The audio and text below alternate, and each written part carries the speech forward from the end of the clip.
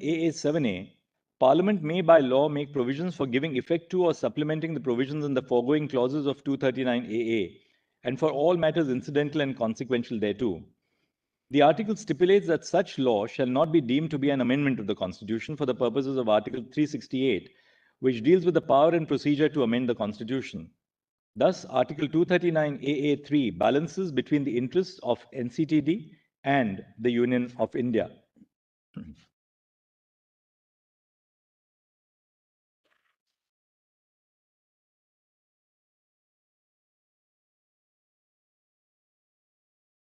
Article 239AA expressly excludes entries 1, 2, and 18 of List 2 from the ambit of the legislative competence of the Legislative Assembly.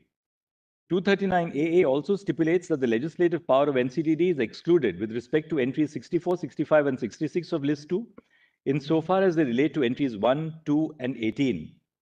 Entry 1 deals with public order, entry 2 deals with police, and entry 18 deals with land. When we explain the entries, thus the exclusion of entries 64, 65, and 66 to the extent that it relates to entries 1, 2, and 18 from the legislative competence of NCTD indicates that the governance structure envisaged in Article 239AA for NCTD was only to exclude specific entries from its legislative competence. To read the phrase insofar as such matter is applicable to the Union Territories as introducing an implied exclusion of the legislative powers of NCTD with respect to certain other entries would be contrary to the plain meaning of the provision. Article 239AA establishes the Legislative Assembly for NCTD. The seats in the Legislative Assembly are filled by a direct election from the constituencies of NCTD. The Legislative Assembly of NCTD embodies the constitutional principle of a representative democracy similar to the Legislative Assembly of the state. The members of the Legislative Assembly of the NCTD are selected by the electorate of Delhi to represent their interests. Article 239AA must be interpreted to further the principle of representative democracy. To interpret the phrase insofar as any such matter is applicable to Union territories in a restrictive manner would limit the legislative power of the elected members of the Assembly. The members of the Legislative Assembly have been chosen by the electorate to act in their stead. Thus, the legislative competence of NCTD must be interpreted to give full impetus to the will of the electorate. Then page 53. The principles of democracy and federalism are essential features of our Constitution and form a part of the basic structure. Federalism in a multicultural, multi-religious, multi-ethnic, and multilinguistic country like India ensures the representation of diverse interests. It is a means to reconcile the desire of commonality along with the desire for autonomy and accommodate diverse needs in a pluralistic society. Recognizing regional aspirations strengthens the unity of the country and embodies the spirit of democracy. Thus, in any federal constitution, at a minimum, there is a dual polity. That is, two sets of government operate, one at the level of the national government and the second at the level of the regional federal units. These dual sets of government, elected by we the people in two separate electoral processes, is a dual manifestation of the public will. The priorities of these two sets of government, which manifest in a federal system, are not just bound to be different, but are intended to be different. While NCTD is not a full-fledged state, its legislative assembly is constitutionally entrusted with the power to legislate upon the subjects in the state and list and concurrent lists.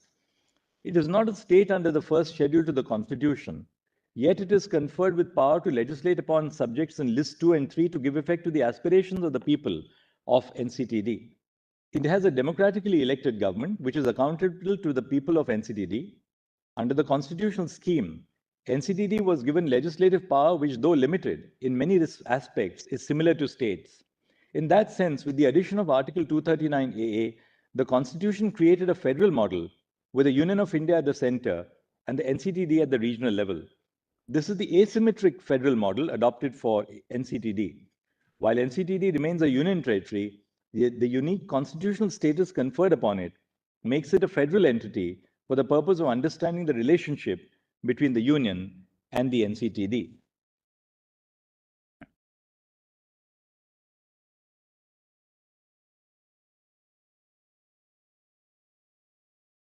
A combined reading of Articles 73 and 162 of the Constitution indicates that the Union has exclusive executive power over entries in List 1. The states have exclusive executive power over entries in List 2.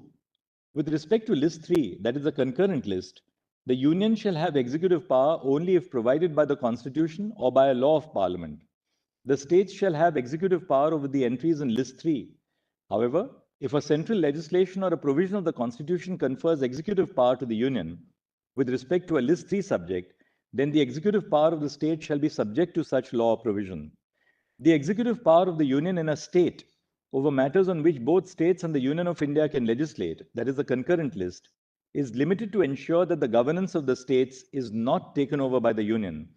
This would completely abrogate the federal system of governance and the principle of representative democracy.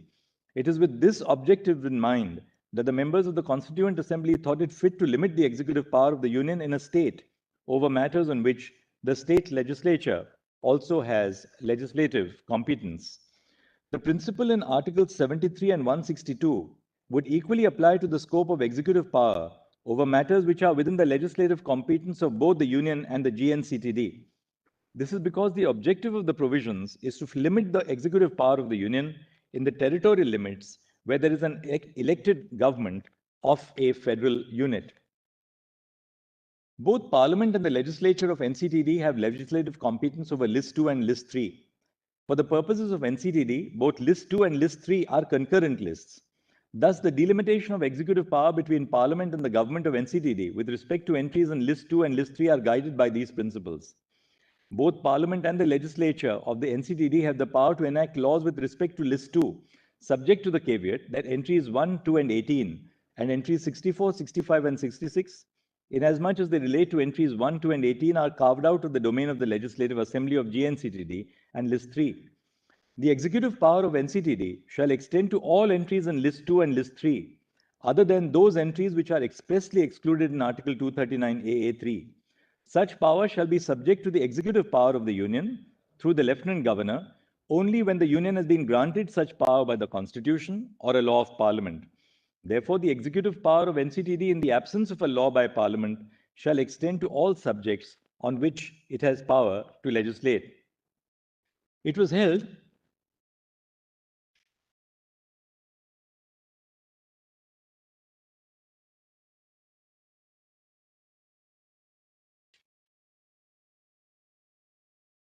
Then we cover Rule 46 of the rules, and we say the rule provides that the Lieutenant Governor shall exercise such powers and functions with respect to persons serving in the administration of NCTD as may be entrusted to him under the provisions of the rules and orders regulating the conditions of service of such persons or by any other order of the President. The term administration in this rule must be considered in the context of Article 239 AA3 and Section 41 of the GNCTD Act.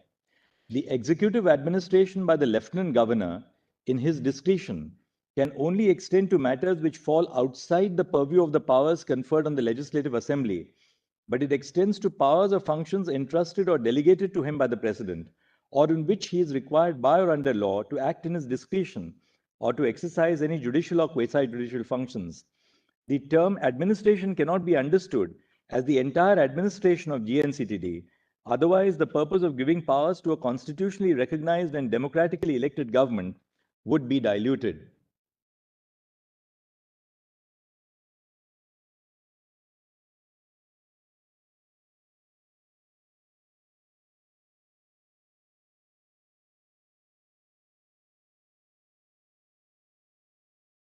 In a democratic form of government, the real power of administration must reside in the elected arm of the state, subject to the confines of the Constitution. A constitutionally entrenched and democratically elected government needs to have control over its administration. The administration comprises of several public officers who are posted in the services of a particular government, irrespective of whether or not that government was involved in their recruitment. For instance, an officer recruited by a particular government may serve on deputation with another government. If a democratically elected government is not provided with the power to control the officers posted within its domain, then the principle underlying the triple chain of collective responsibility would become redundant. That is to say, if the government is not able to control and hold to account the officers posted in its service, then its responsibility towards the legislature as well as the public is diluted. The principle of collective responsibility extends to the responsibility of officers, who in turn report to the ministers. If the officers stop reporting to the ministers or do not abide by their directions, the entire principle of collective responsibilities is affected. A democratically elected government can perform only when there is an awareness on the part of officers of the consequences which may ensue if they do not perform. If the officers feel that they are insulated from the control of the elected government which they are serving, then they become unaccountable or may not show commitment towards their performance. We have already held that the relationship between the Union and the NCTD resembles an asymmetric federal model, where the latter exercises its legislative and executive control in specified areas of the state list and concurrent list. Article 239AA, which conferred a special status to NCTD and constitutionally entrenched a representative form of government, was incorporated in the Constitution in the spirit of federalism, with the aim that the residents of the capital city must have a voice in how they are to be governed. It is the responsibility of the government of the NCTD to give expression to the will of the people of Delhi who elected it. Therefore, the ideal conclusion would be that GNCTD ought to have control over services subject to exclusion of subjects which are out of its legislative domain. If services are excluded from its legislative and executive domain, the ministers and executives and the executive, who are charged with formulating policies in the territory of NCTD, would be excluded from controlling the civil service officers who implement such executive decisions.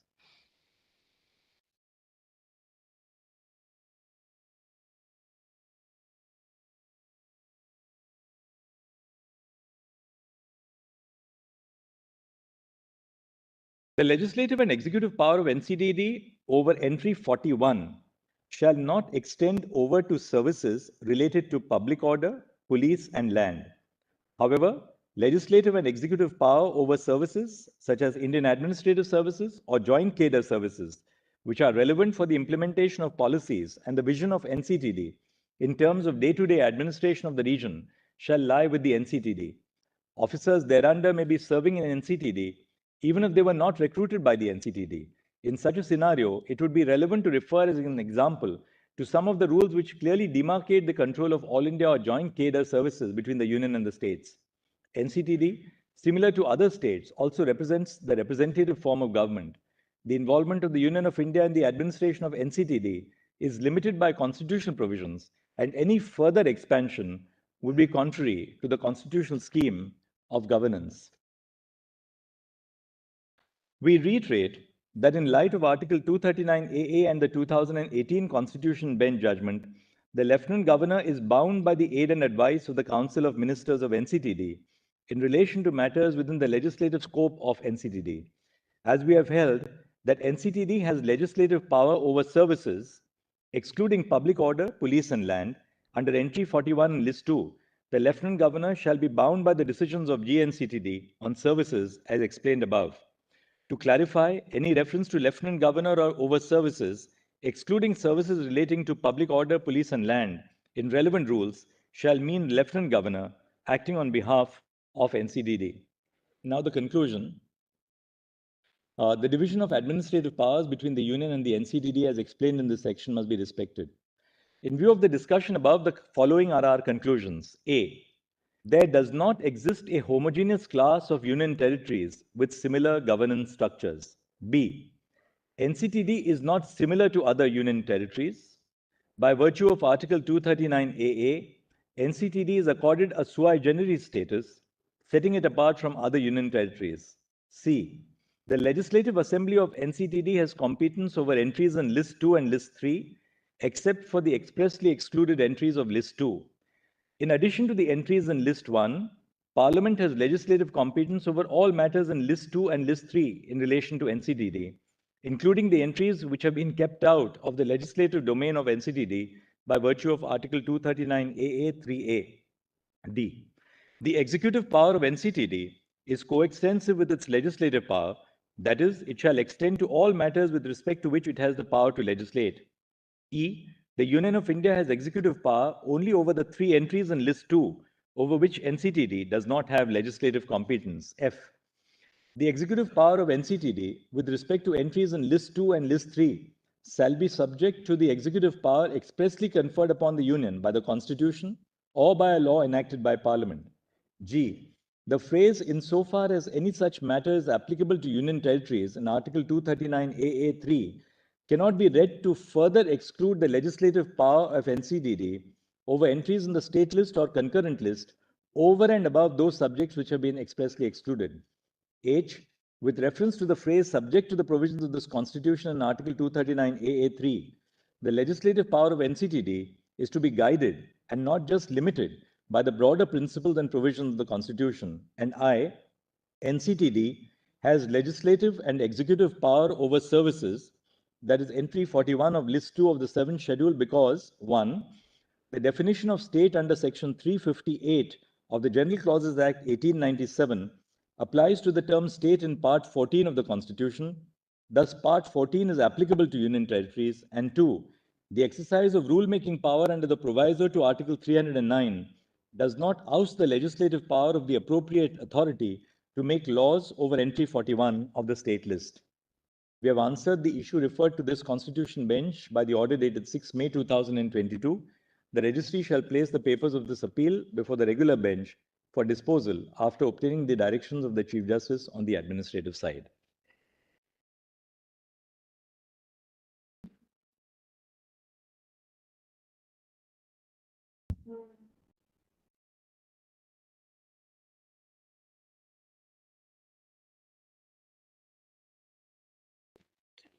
Thank you, sir.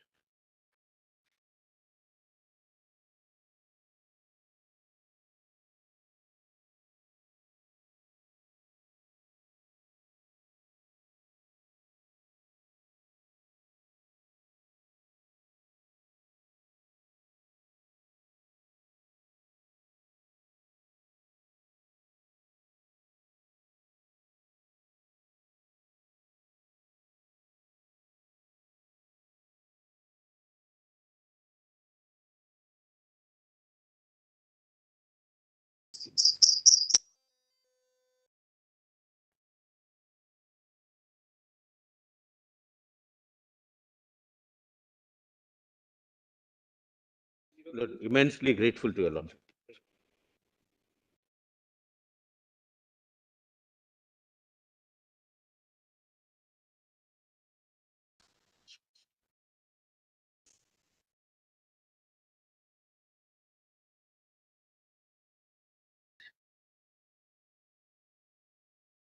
The petitioners have urged that the order of this court dated 27 June 2022 relied on the decision in Nabam Rebia to injunct the Deputy Speaker from adjudicating the disqualification petitions. This submission cannot be accepted.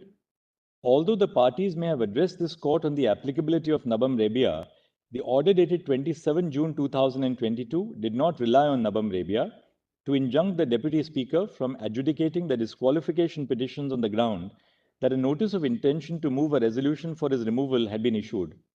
This court instead granted an extension of time to the persons against whom disqualification petitions were filed to file their written submissions in view of the principles of natural justice.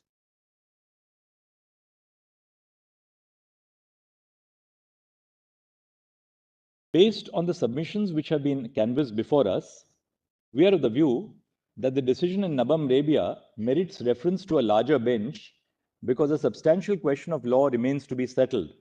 The following are our prima facie reasons for reaching this conclusion. I'll not read out all the reasons for the reference to a larger bench of Nabam Rebia, save and except to note one thing. It appears that the following aspects were not considered in Nabam Rebia. 1.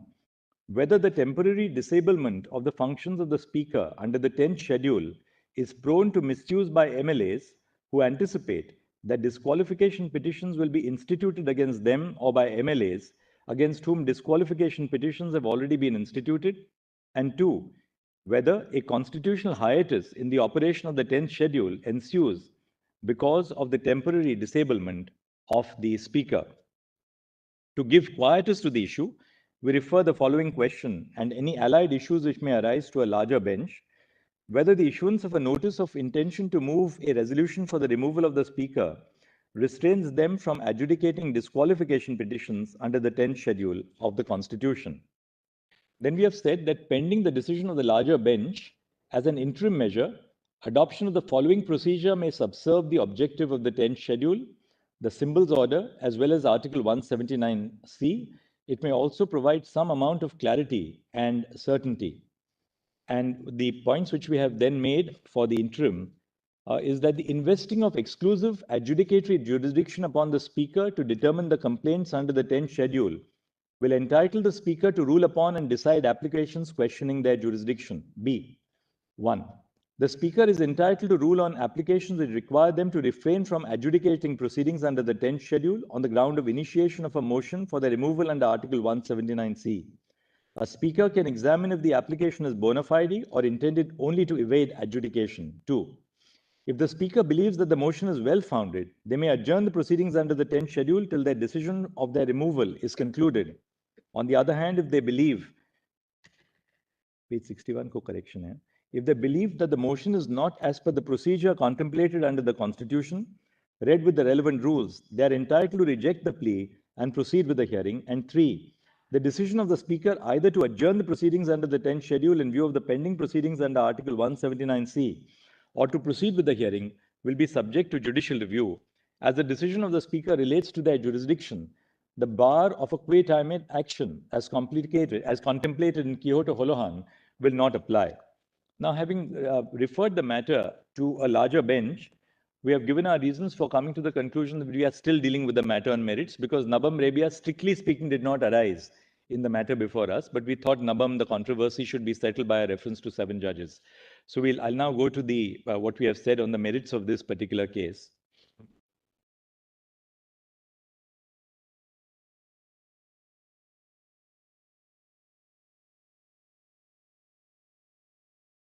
The House of the People and the legislative assemblies of states are constituted of members directly elected by the electorate. The candidate who secures the highest number of votes is returned to the assembly. The political party which reaches the halfway mark forms government. A coalition of political parties may form the government if no single political party reaches the halfway mark. Articles 75 and 164 provide that the Council of Ministers is collectively responsible to the House of People and the Legislative Assembly of the state, respectively. The legislators who are directly elected by the people have a duty to hold the executive accountable on the floor of the House. Legislative procedures serve 2 objectives. First, they enable deliberation and discussion on the floor of the House to hold the executive accountable, and such deliberation also produces better constitutional outcomes. And second, they create a system to place a check on the exercise of power by the incumbent government. Certain procedural requirements prescribed by the Constitution safeguard constitutional values. This is reflected in Article 368, which prescribes a special majority to amend certain constitutional provisions, which, according to the members of the Constituent Assembly, hold a higher constitutional and democratic value. Certain other legislative procedures further democratic processes and accountability and prevent the concentration of power in the hands of the incumbent government. Article 212 cannot be interpreted as placing all procedural infringements beyond the pale of judicial review. Such an interpretation would completely disregard the importance of legislative processes in a constitutional democracy.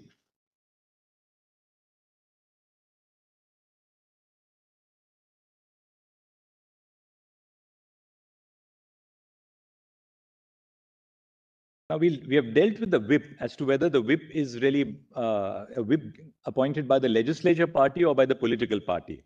And we say to hold that it is the legislature party which appoints the whip would be to sever the figurative umbilical cord which connects a member of the House to the political party.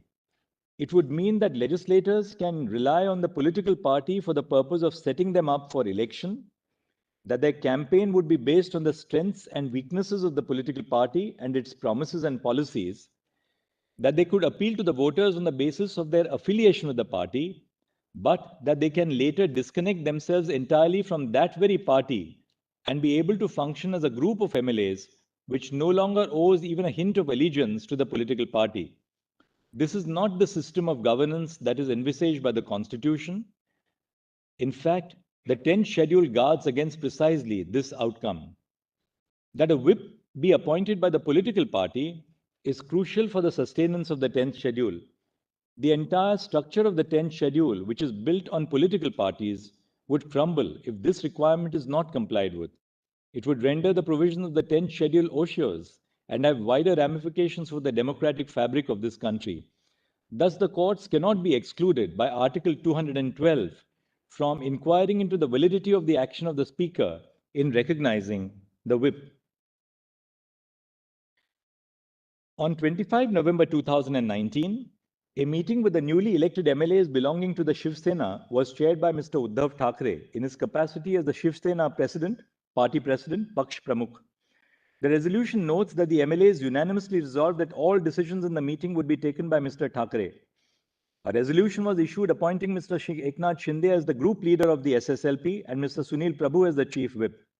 On 21 June 2022, some members of the SSLP held a meeting under the chairmanship of the president of the Shiv Sena, Mr. Uddhav Thackeray. In the meeting, it was resolved to remove Mr. Shinde as the group leader of the SSLP and appoint Mr. Ajay Chaudhary.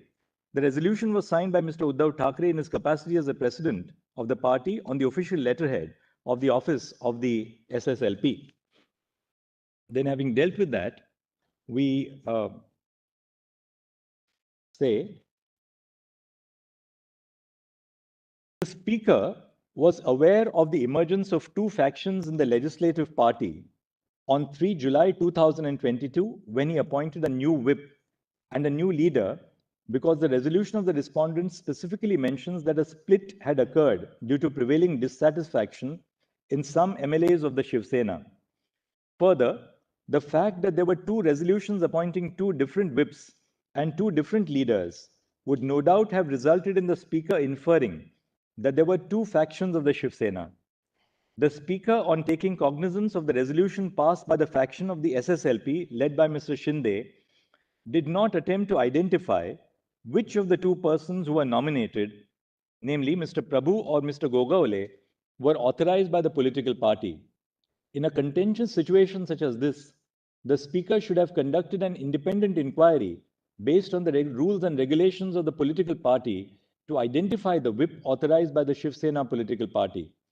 For the reasons detailed in the preceding paragraphs, the Speaker must only recognize the whip appointed by the political party. The decision of the Speaker recognizing Mr. Gogaole as the chief whip of the Shiv Sena is illegal because the recognition was based on the resolution of a faction of the Shiv Sena legislature party without undertaking an exercise to determine if it was the decision of the political party.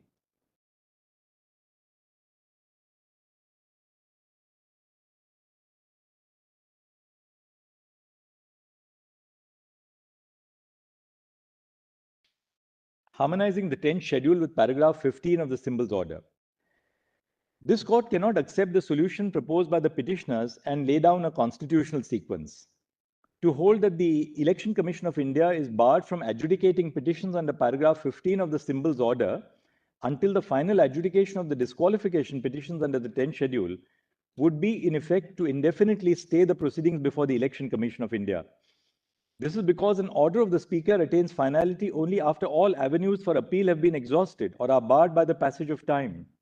The time that it would take for an order of the Speaker to attain finality is uncertain. The Election Commission of India is a constitutionally entrenched institution which is entrusted with the function of superintendence of and control over the electoral process. The ECI, which is a constitutional authority, cannot be prevented from performing its constitutional duties for an indefinite period of time. Proceedings before one constitutional authority cannot be halted in anticipation of the decision of another constitutional authority. In arriving at this decision, it is not necessary for the ECI to rely on the test of majority in the legislature alone. In cases such as the present one, it would be futile to assess which group enjoys a majority in the legislature. Rather, the Election Commission of India must look to other tests in order to reach a conclusion under paragraph 15 of the symbols order. The other tests may include an evaluation of the majority in the organizational wings of the political party, an analysis of the provisions of the party constitution, or any other appropriate test. Then we deal with the judgment in Sadiq Ali's case, and having dealt with the judgment, we say the disqualification proceedings before the Speaker cannot be stayed in anticipation of the decision of the ECI. In cases where a petition under paragraph 15 of the Symbols Order is filed after the alleged commission of prohibitory conduct, the decision of the ECI cannot be relied upon by the Speaker for adjudicating disqualification proceedings. If the disqualification petitions are adjudicated based on the decision of the ECI in such cases, the decision of the ECI would have a retrospective effect. This would be contrary to law.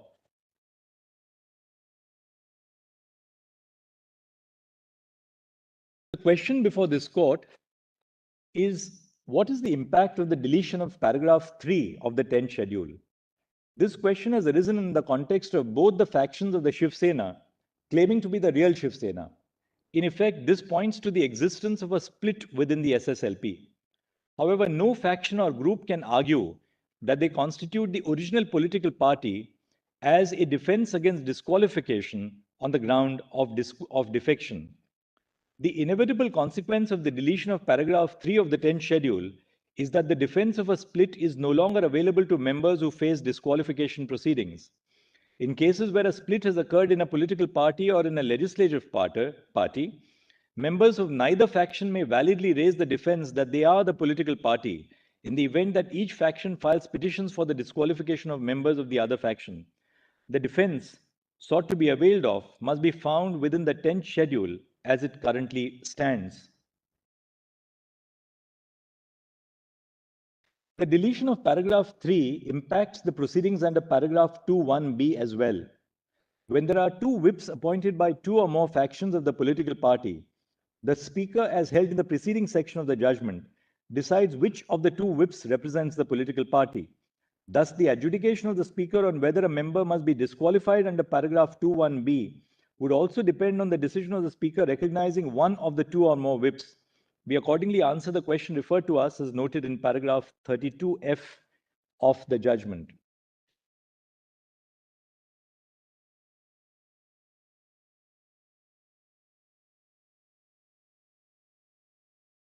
To avert a no confidence motion, the incumbent government may not advise the governor to convene a session of the assembly, and the Speaker may adjourn the sitting of the House to prevent voting for granting leave to move a motion of no confidence.